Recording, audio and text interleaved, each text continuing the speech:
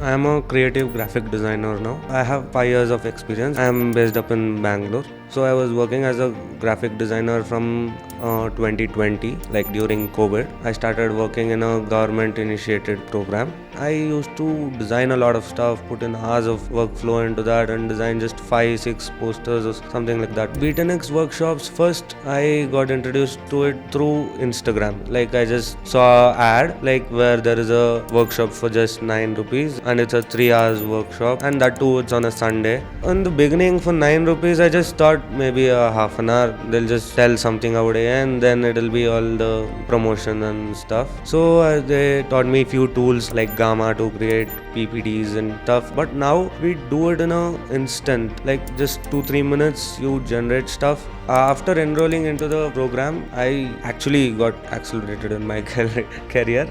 I got a new job and I got a pay hike, that to 40%. Really recommend it to anyone who wants to learn new tools or how the world is evolving through AI. So I really recommend you to actually take this program and just make your life better. I just got promoted in my life.